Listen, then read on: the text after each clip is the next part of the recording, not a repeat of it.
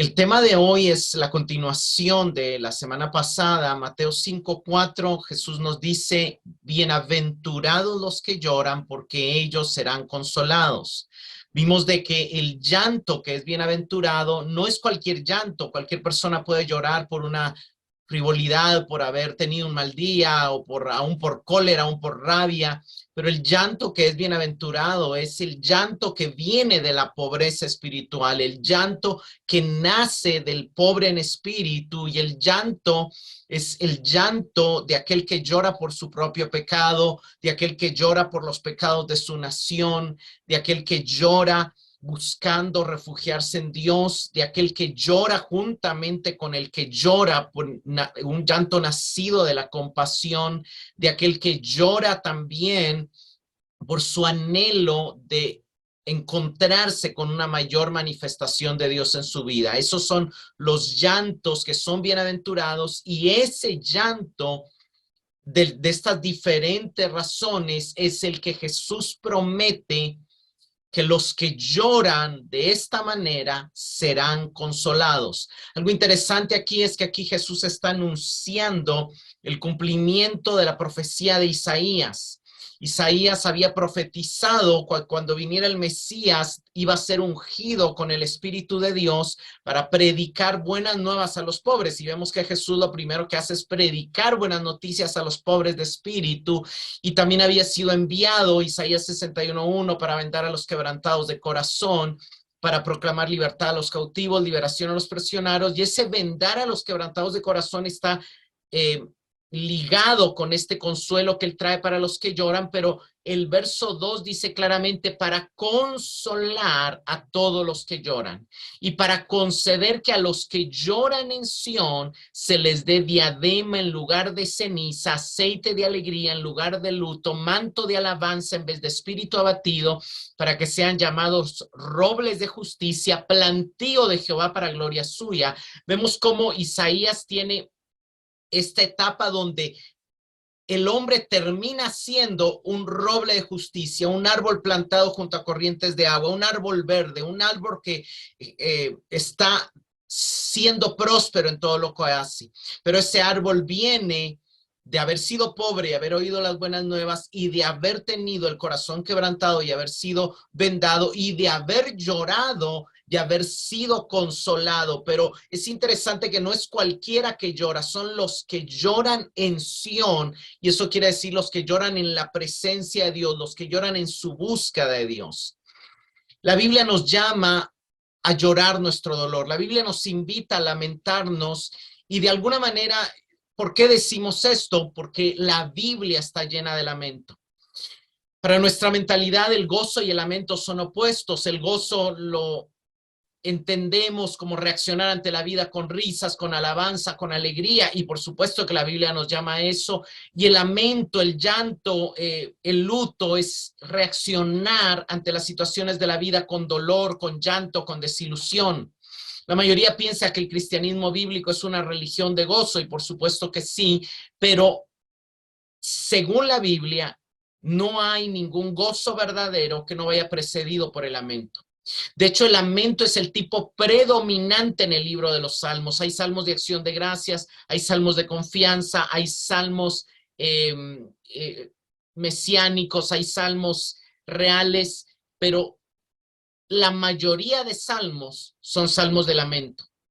Hay 70 salmos de lamento, de los cuales son 50 lamentos individuales y 20 son lamentos corporativos, donde el lamento es por la situación de la nación. Estos 70 salmos de lamento se concentran en la primera parte del libro de los Salmos, y en casi todos ellos hay un volverse a Dios y hay un gozo al final, hay una esperanza al final. El punto es que el gozo final fue precedido por un lamento, y esta tristeza se volvió en gozo en estos salmos. No da tiempo de ver los 70, vamos a ver algunos de ellos, pero estos salmos le han permitido durante toda la época del cristianismo, y desde que Israel era el pueblo de Dios, le han permitido al pueblo de Dios expresar sus necesidades y sus dolores más profundos ante su Dios. El lamento es una canción triste del alma en medio de un mundo caído. Mateo 5:4 dice, bienaventurados los que lloran, porque ellos serán consolados. Y lo que yo quiero enseñar en esta noche es cómo consuela Dios a los que lloran. Vamos a ver 7 maneras en las que Dios consuela a los que lloran. La primera manera en la que Dios consuela a los que lloran es que nos acerca a Él. El Salmo de Lamento hace más que dar al adorador un espacio para expresar sus emociones negativas. Lo lleva a expresarlas delante de Dios, lo lleva a meditar y a recordar quién es Dios y las obras que él ha hecho. Los salmos de lamento no fueron escritos en un momento de dolor, generalmente comprimen una larga experiencia de dolor, un proceso de tristeza, no un evento aislado. Sin embargo, la clave del salmo es ayudar al adorador a que pueda expresar las emociones más sentidas, así como de sombrías. En los salmos vemos queja, temor, enojo, vergüenza, desprecio, celos, abandono, pero siempre llevándolos ante Dios. Estos salmos de lamento nos enseñan que debemos abrirnos a Dios, debemos ser honestos con Él, pero confiando en que Él es el que puede ayudarnos. Y quiero que vayamos aquí al Salmo 10 y quiero que leamos el verso 1 y luego nos saltemos del verso al verso 13 y 14. ¿Por qué estás lejos, oh Jehová, y te escondes en el tiempo de la tribulación? En el 13 dice, ¿por qué desprecia el malo a Dios? En su corazón ha dicho, tú no lo inquirirás. Tú lo has visto, porque miras el trabajo y la vejación para dar la recompensa con tu mano. A ti se acoge el desvalido, tú eres el amparo del huérfano. Vemos cómo este salmo empieza con una nota de dolor. ¿Por qué permaneces tan distante? ¿Por qué te escondes? Le está diciendo al Señor. Luego el salmo sigue, usted puede leerlo todo, después se empieza a lamentar, a expresar su dolor, a expresar su queja, y llega hasta el verso 13 y dice, ¿por qué los perversos desprecian a Dios? ¿Por qué piensan Dios no nos pedirá cuentas? ¿Por qué Dios permite esta injusticia? ¿Por qué Dios le da tanta libertad a la maldad? Pero inmediatamente en el verso 14 hay un cambio, hay un giro, hay un recordatorio de quién es Dios y dice, pero tú ves los problemas y el dolor que causan. Los tomas en cuenta y los castigas. Los indefensos depositan en ti su confianza y tú los defiendes. Entonces hay un cambio del lamento a la esperanza. Hay un cambio de sentir a Dios distante a recordar quién es Dios y cómo Él siempre está cercano. Si nosotros siguiéramos más adelante, en el verso 16, Él expresa, el Señor es rey para siempre. En el 17, Él vuelve a decir, Señor, tú conoces las esperanzas de los indefensos, escucharás su clamor y los consolarás. Harás justicia a los huérfanos y a los oprimidos para que ya no los aterren los simples mortales. Entonces, Él tiene esa convicción que aunque ahorita siente a Dios distante, definitivamente Dios es el que consuela. Vayamos al Salmo 22, del 2 al 5. Dios mío, clamo de día y no respondes, y de noche y no hay para mi reposo. Pero tú eres santo, tú que habitas entre las alabanzas de Israel. En ti esperaron nuestros padres, esperaron y tú los libraste. Clamaron a ti y fueron librados, confiaron en ti y no fueron avergonzados. Vemos el inicio del Salmo. Él está cansado de que está clamando por varios días a Dios y no hay respuesta. Cada noche oyes mi voz, le dice, pero no encuentro alivio. Él todavía no se siente consolado, pero viene el sin embargo, viene el pero, viene la verdad, viene el recuerdo de quién es Dios. Y dice, pero tú eres santo y salvaste a nuestros antepasados, clamaron a ti, tú los salvaste. Entonces hay ese cambio del dolor, del entendimiento, del sentimiento que Dios no lo está escuchando, que Dios no lo está consolando, a recordar que Todos los que han clamado al Señor han sido salvos por Él. Hermanos, nuestra capacidad de recibir consuelo está conectada con nuestra pobreza de espíritu, está conectada con nuestra experiencia de sufrimiento y está conectada con nuestra conciencia de nuestra necesidad de Dios, de su misericordia, de su compasión, de su poder para salvarnos. Entonces, eso es algo importante. ¿Cómo consuela a Dios dándonos todos estos salmos que nos permiten expresar nuestras emociones negativas, pero cuyo objetivo es acercarnos a Él, cuyo objetivo es volver a confiar en Él? Esa es la primera manera en que Dios consuela, pero la segunda manera como Dios consuela a los que lloran es que nos da esperanza a través de sus promesas. Y aquí quiero que vayamos al Salmo 22, del 26 al 27. Los pobres comerán y se saciarán. Los que buscan al Señor le alabarán. Viva vuestro corazón para siempre. Todos los términos de la tierra se acordarán y se volverán al Señor, y todas las familias de las naciones adorarán delante de ti. Dios ha prometido que su bendición llegará a todas las familias de la tierra. Hay una simiente de Abraham que va a venir y va a traer todas las familias a adorar a Dios. El Salmo 22 es un salmo que empieza con mucho dolor. Es el salmo que Cristo nos recuerda en la cruz cuando dice, Dios mío, ¿por qué me has desamparado? Es un salmo que en medio del salmo, en el verso 19, le dice, Señor, no te quedes lejos, ven pronto auxilio, sálvame de la espada, libra mi vida de estos perros, arrebátame de los leones, de los bueyes. Él está en peligro de muerte, él está con sed, su lengua se ha pegado a su paladar, él está sufriendo. Es el salmo conocido como el Salmo de la Cruz. Sin embargo, obviamente fue originalmente escrito por David, y tanto David en su momento como Cristo recuerdan las promesas de Dios, recuerdan que Dios traerá bendición a todas las familias de la tierra, que los pobres comerán y quedarán satisfechos, que todos al final le alabaremos. Vamos al Salmo 74, 1 y 2. ¿Por qué, oh Dios, nos has desechado para siempre? ¿Por qué se ha encendido tu furor contra las ovejas de tu prado? Acuérdate de tu congregación, la que adquiriste desde tiempos antiguos, la que redimiste para ser de la tribu de tu herencia, este monte de Sión donde has habitado. El salmista empieza diciendo, ¿por qué nos has rechazado? ¿Por qué es tan fuerte tu ira sobre nosotros? Pero luego le dice, pero tú nos elegiste. Hay promesas sobre nosotros. Tú nos redimiste como tu posesión más preciada y elegiste este lugar para morar. Está recordando que Dios ha hecho un pacto con su pueblo, que Dios ha prometido, habitaré entre ellos, caminaré en medio de ellos. No lo siente, siente que Dios lo ha rechazado, siente que la ira de Dios es lo único que se manifiesta.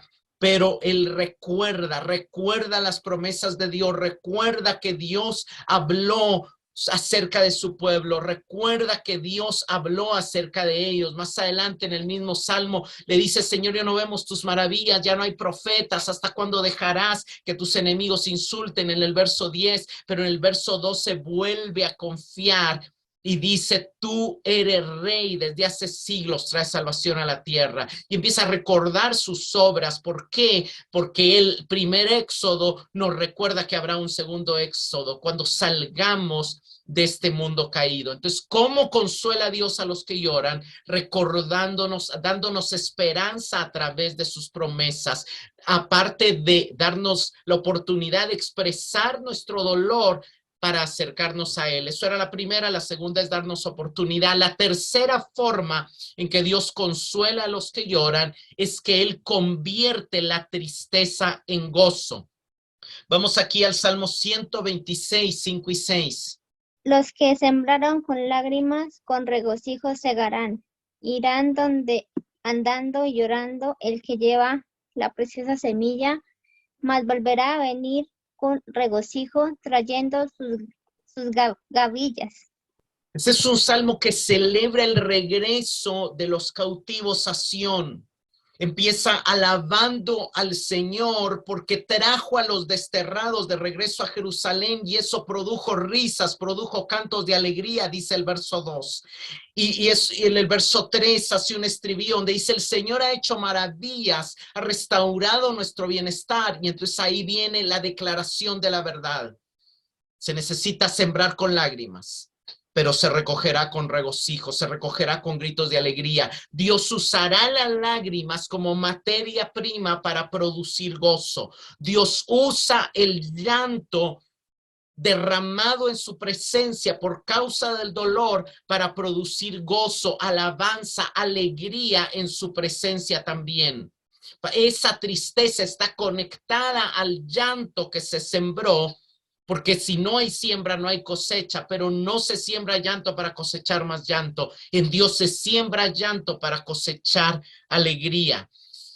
Y lo que esto nos muestra es que cuando nos acercamos a Dios de manera sincera en momentos de desilusión y dolor o incluso de enojo o confusión, Dios transforma esa tristeza en una canción. Con un reconocimiento de lo que Dios ha hecho y de lo que Dios puede hacer, las emociones se revierten. El gozo reemplaza al lamento. Vayamos a Juan 16, del 20 al 22. De cierto os digo que vosotros lloraréis y lamentaréis, y el mundo se alegrará. Pero aunque vosotros estéis triste, vuestra tristeza se convertirá en gozo. La mujer cuando da a luz tiene dolor porque ha llegado su hora, pero después de que ha dado a luz un niño, ya no se acuerda de la angustia por el gozo que ya ha nacido un hombre en el mundo. También vosotros ahora tenéis tristeza, pero os volveré a ver y se gozará vuestro corazón y nadie os quitará vuestro gozo. Vemos que el anuncio de Cristo, vuestra tristeza se convertirá en gozo. Eso es algo impresionante, es algo hermoso. Cristo está anunciando que lloraremos y nos lamentaremos. ¿Por qué lloraremos y nos lamentaremos? Porque el pecado está en nosotros y vamos a llorar por nuestro pecado. ¿Por qué lloraremos y nos lamentaremos? Porque aunque no somos del mundo, vivimos en un mundo caído y el pecado de los demás nos va a afectar. Lloraremos y nos lamentaremos. ¿Por qué? Porque en algún momento perderemos a un ser amado, porque en algún momento sufriremos, porque en algún momento seremos atacados por el enemigo, porque en algún momento nos dolerá que otros miembros del cuerpo se duelen, lloraremos y nos lamentaremos. La Biblia no habla de un evangelio donde no vamos a llorar. Cristo anunció que lloraríamos y nos lamentaríamos. Y el mundo se va a alegrar. Nosotros vamos a estar tristes. Pero nuestra tristeza se convertirá en gozo. ¿Por qué? Porque Dios está haciendo algo nuevo, porque Dios está trayendo algo a luz. Y entonces nos lleva a ver la mujer. La mujer tiene que llorar, tiene que dolerle el parto.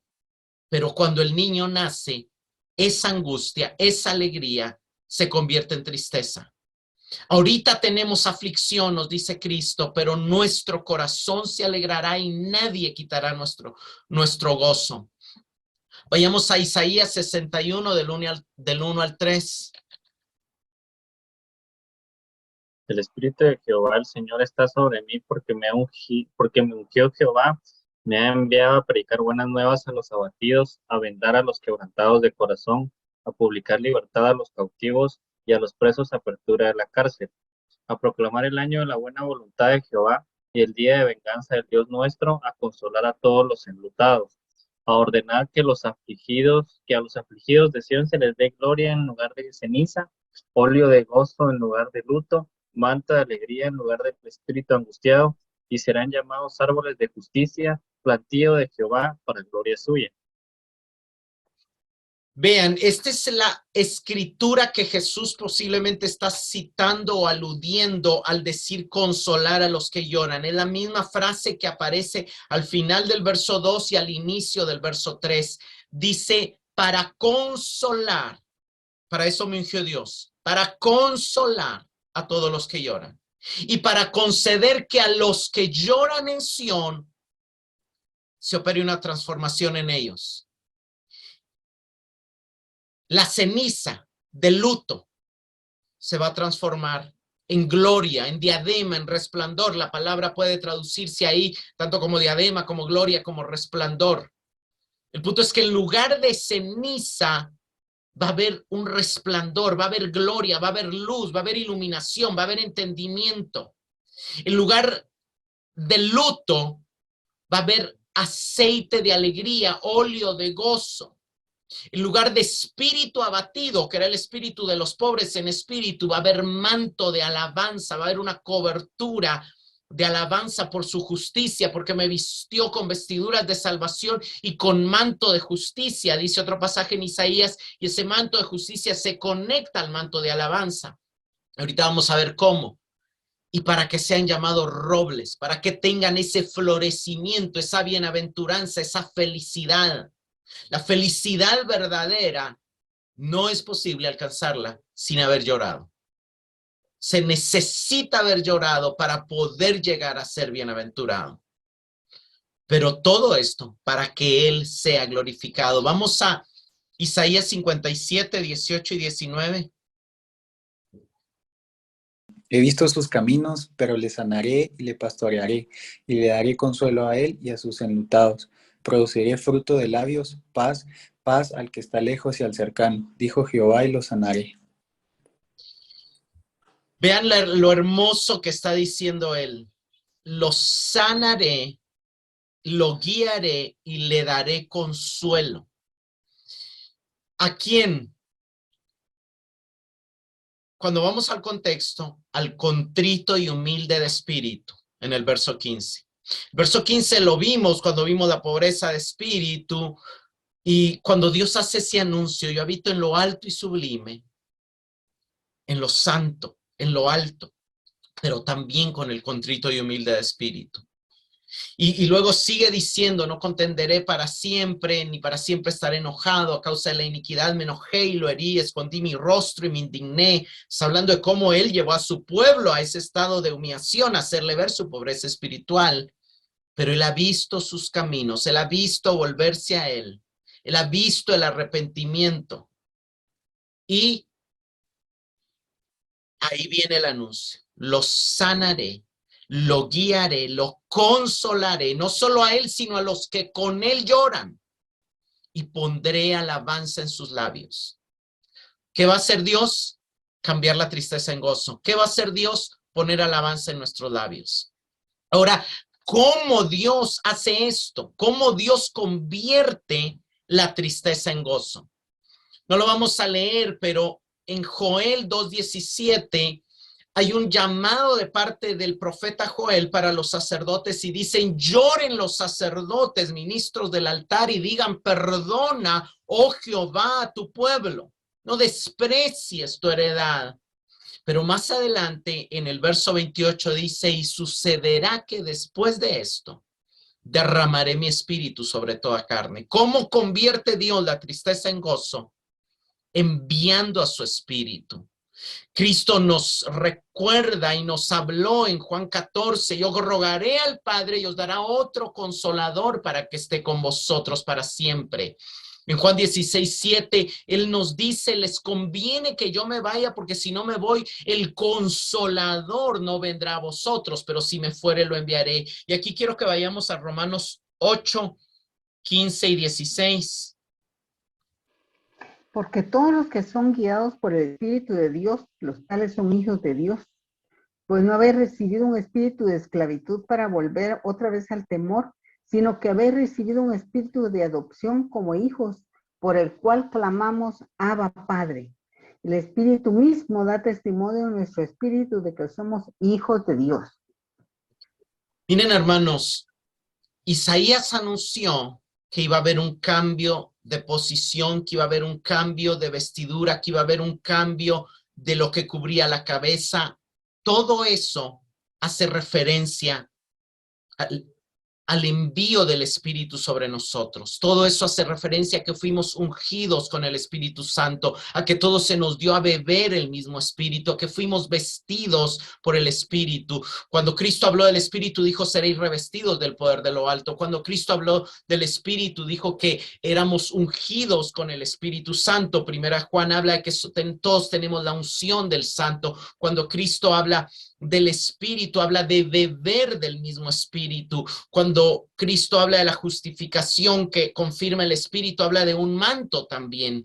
¿Cómo se cumple la profecía de Isaías? Que a los que lloran, la manera en que Dios los consuela es transformando ceniza por diadema, manto de luto por manto de gozo, espíritu abatido por manto de alabanza. Todo este cambio que se da es a través de que viene el Espíritu como consolador, como fortalecedor, y viene como un espíritu de adopción que nos da testimonio que ahora somos hijos de Dios, que ahora tenemos un motivo para gozarnos y para alabar, es que nuestro nombre está inscrito en el libro de la vida, que es que ahora pertenecemos a la familia de Dios, de que ahora somos hijos de Dios, de que ahora podemos clamar en alabanza, en súplica, en confianza, en esperanza. Abba, Padre, Dios está de mi lado. La manera en que Dios convierte la tristeza en gozo y nos consuela es dándonos nueva vida y nueva identidad.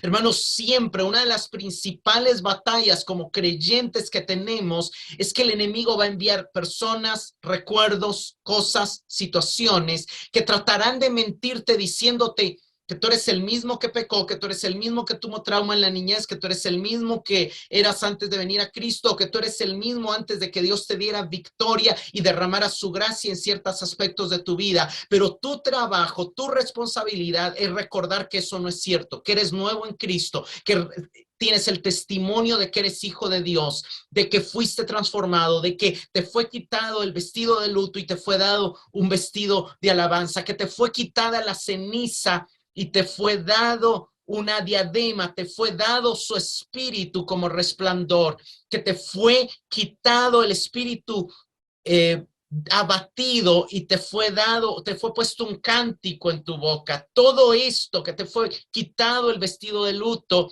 y te fue puesto aceite de alegría. Necesitamos recordar constantemente que somos nuevos.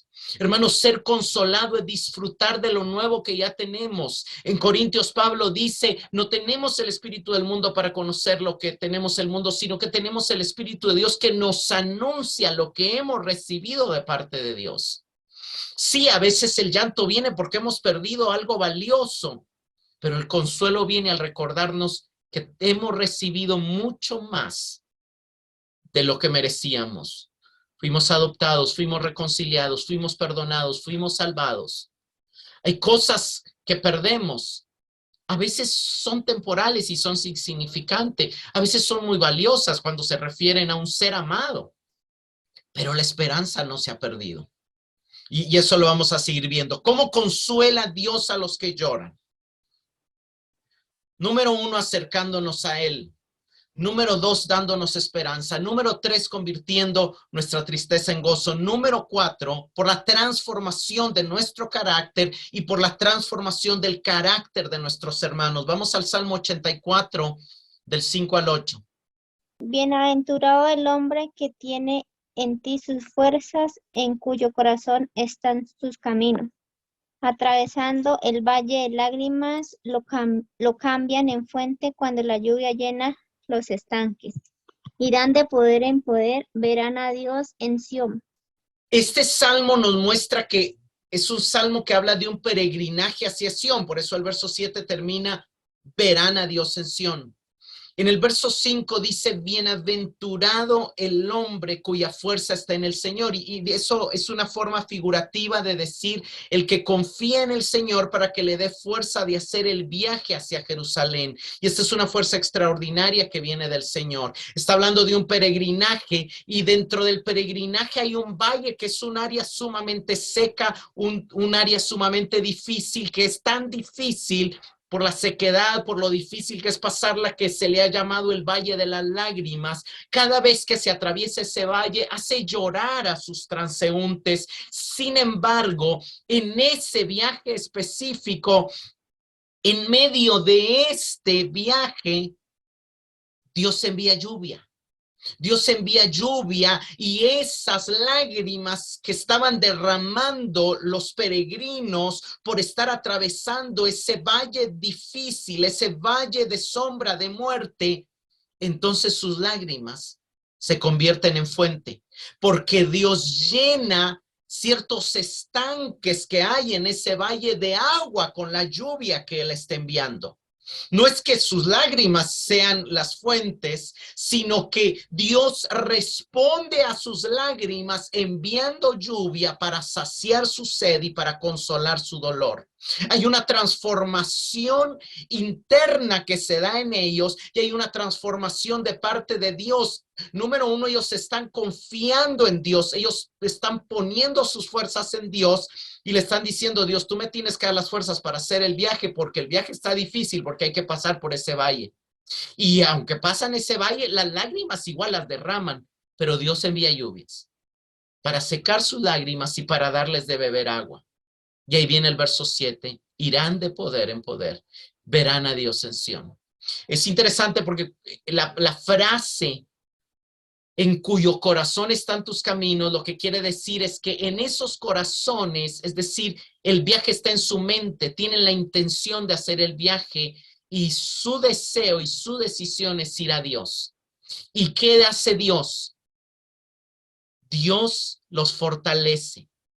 Van de poder en poder, es una palabra que se podría deducir, Dios renueva sus fuerzas y les da un nuevo poder. El primer poder, las primeras fuerzas con las que salen el viaje se les agota, pero Dios les da una nueva fuerza, Dios les da un nuevo poder y les permite avanzar con mayor confianza hasta presentarse ante Dios en Sión. ¿Qué es eso? Esa transformación que Dios está hablando, que Dios está obrando en nosotros cuando su poder nos da una capacidad que antes no teníamos. Salmo 94, 12 y 13 dice, bienaventurado el hombre a quien corrige. Sí, acordémonos aquí que la corrección no solamente es de volver al camino, sino también que hay un cambio en el comportamiento. Bienaventurado el hombre a quien corrige, Señor, y lo instruyes en tu ley para darle descanso en los días de aflicción. Si nosotros seguimos viendo el verso 19 del Salmo 94, dice, cuando mis inquietudes se multiplican dentro de mí, tus consuelos deleitan mi alma. El punto es de que hay una transformación, hay una corrección, hay una formación que está ocurriendo en el salmista. Y esa formación está trayendo consuelo. Watchman Nee escribió en uno de sus libros, una perla es la persona que ha podido transformar sus horribles dolores de muerte en una expresión de la gloria de Dios. Una de las maneras en que Dios nos consuela es permitiéndonos ver la propia transformación en nuestra alma, pero no solamente en nuestra propia transformación, también Dios nos consuela cuando vemos la transformación de nuestros hermanos, de nuestros padres, de nuestros hijos, de nuestra comunidad. Vayamos a 2 Corintios 7:13. Todo esto nos reanima, además del consuelo que hemos recibido. Nos alegró muchísimo el ver lo feliz que estaba Tito, debido a que todos ustedes fortalecieron su espíritu. Por esta razón hemos sido consolados, dice Pablo. Ahora sí vamos al contexto.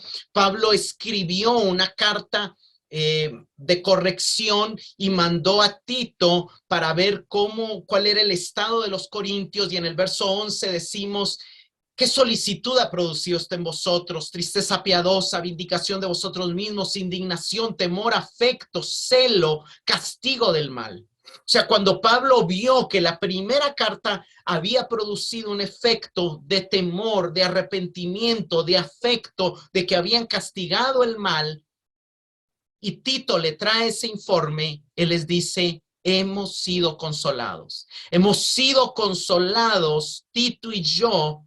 ¿Por qué? Porque la primera carta produjo el arrepentimiento y el cambio en ustedes que yo esperaba que produjera. Y de hecho sigue diciendo su espíritu ha sido confortado por todos vosotros, refiriéndose a Tito. ¿Por qué? Y en el verso 15 dice, porque ustedes lo recibieron con temor y temblor, lo recibieron con el respeto. Él vio que ustedes están honrando más a Dios. Entonces, eso nos consuela también. Cuando vemos lo que Dios está haciendo en nuestros hijos, en nuestros padres, en nuestros hermanos, en nuestra familia, eso nos consuela también. El consolado, un pasaje interesante que Pablo escribe también aquí en 2 Corintios 6:10, dice como entristecidos, pero siempre gozosos, como pobres, pero enriqueciendo a mucho. El consolado es el que puede llorar y reír a la vez, porque ha entendido que en Cristo ninguna mala noticia es en verdad mala noticia.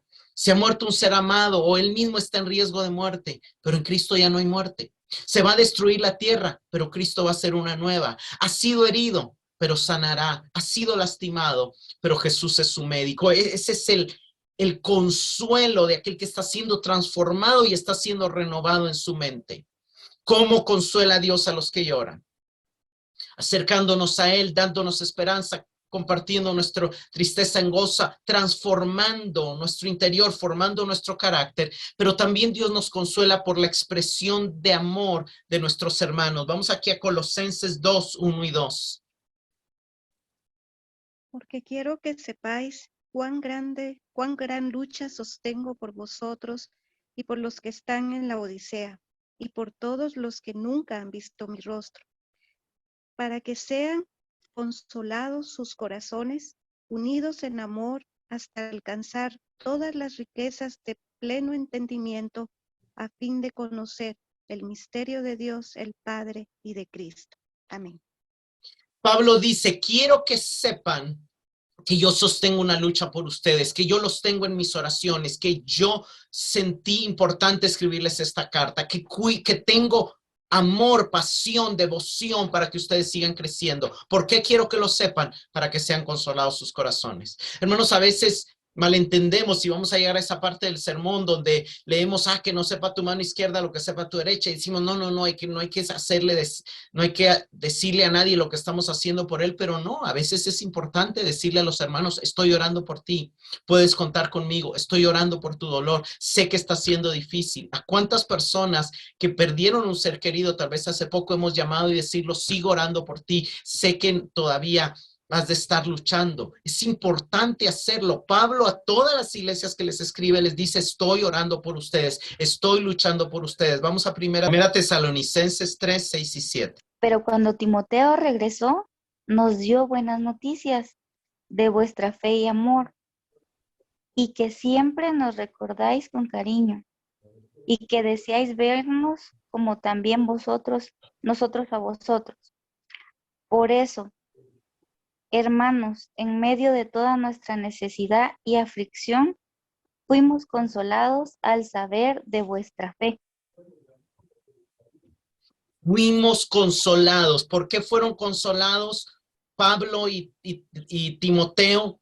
Porque se dieron cuenta que los recordaban con cariño, porque se mantenían en la fe, porque valoraban la enseñanza que habían recibido, porque valoraban la doctrina. Fuimos consolados, hermanos, somos consolados también cuando alguien nos dice, te amo en el Señor, amo lo que has hecho por mí, agradezco tu amistad, agradezco tu servicio. Esas palabras nos consuelan también, y lo vimos también en 2 Corintios 7, también vimos cómo cuando Tito llegó del informe de los Corintios, también Pablo fue consolado, ¿verdad? Entonces, no solamente nos consuela la transformación, sino también nos consuelan las expresiones de amor. ¿Cómo nos consuela Dios también? La sexta manera en que Dios nos consuela es convirtiéndonos en consoladores. Y aquí quiero que vayamos a 2 Corintios capítulo 1, desde el verso 3 hasta el verso 8. Bendito sea el Dios y Padre de nuestro Señor Jesús el Cristo, el Padre de misericordias y el Dios de toda consolación, el que nos consuela con todas nuestras tribulaciones, para que podamos también nosotros consolar a los que están en cualquier angustia, con la consolación con que nosotros somos consolados por Dios. Porque la manera que abundan en nosotros las aflicciones del Cristo, así abunda también por Cristo nuestra consolación. Pero si somos atribulados, es por vuestra consolación y salud, lo cual es orar en el sufrir las mismas aflicciones que nosotros también padecemos. O si somos consolados, es por vuestra consolación y salud. Y nuestra esperanza de vosotros es firme, estando cierto que como sois compañeros de las aflicciones, así también lo seréis de la consolación. Porque, hermano, no queremos que ignoréis nuestra tribulación, que nos fue hecha en Asia, que sobremanera fuimos cargados más allá de nuestras fuerzas, de tal manera que estuvimos en duda de la vida. Viene Pablo y empieza diciendo, y empieza llamando a Dios el Padre de misericordias y el Dios de toda consolación. Lo primero que esto nos enseña, hermanos, es que no hay consuelo verdadero fuera de Dios. Toda consolación procede de Dios porque Él es el Dios de toda la consolación. Él es el Padre de misericordias y Dios de toda consolación que nos consuela en nuestras tribulaciones, dice Pablo. ¿Cómo Dios nos consuela? Por medio de la oración, por medio de estos salmos que nos llaman a echar la ansiedad sobre Él, que nos recuerda que Él se preocupa por nosotros, con su mano firme, con la transformación que está operando en nosotros, convirtiendo nuestra alabanza en gozo. Nos recuerda que Él pone todas nuestras lágrimas en su redoma, en el Salmo 56:8, que su amor ha sido derramado en nuestros corazones por el Espíritu que nos ha sido dado. Esto lo hemos visto, pero también dice que nos consuela para vuestra consolación y salvación. Y entonces el verso 6 dice, si somos atribulados es para vuestra consolación y si somos consolados es para vuestra consolación. Y entonces en el verso 7 vuelve a decir que así como somos compañeros en las aflicciones, los debemos ser o los somos también en la consolación. Algo interesante es que la Biblia nos enseña que Cristo en la vida en la tierra, Él derramó muchas lágrimas. A veces solo pensamos que Él lloró única y exclusivamente en Juan 11:35, cuando se compadeció y fue tocado por el dolor de María y de su llanto y de su expresión. A veces pensamos que solo lloró en Getsemaní cuando su aflicción fue tan fuerte que hasta derramó gotas de sangre, que su lucha contra el pecado fue hasta derramar sangre, como dice Hebreos. Pero la Biblia en Hebreos 5:7 nos dice que Cristo en los días de su carne ofreció oraciones y súplicas con gran clamor y lágrimas al que podía librarle de la muerte y fue oído a causa de su temor reverente. Aquí Hebreos no está hablando del Getsemaní porque él no está diciendo en su última noche, está diciendo en los días de su carne, en los días mientras estuvo en ese cuerpo semejante a los hombres. O sea, casi que está diciendo toda su vida él derramó lágrimas y clamor. ¿Por qué Cristo lloraba? Yo creo que la primera razón por la que Cristo lloraba era por nosotros. Él lloraba por ese reino de muerte que había entrado en este mundo por la transgresión de Adán, como lo explica Romanos 5:17. Y él lloraba por poder cumplir la misión que Dios le había dado. Él lloraba en medio del sufrimiento también para luego poder consolarnos y socorrernos. El mismo autor en Hebreos nos dice que por cuanto él fue tentado en el sufrimiento, en el 2:18, es poderoso para socorrer a los que son tentados. Cristo lloró toda su vida por nosotros, para poder consolarnos.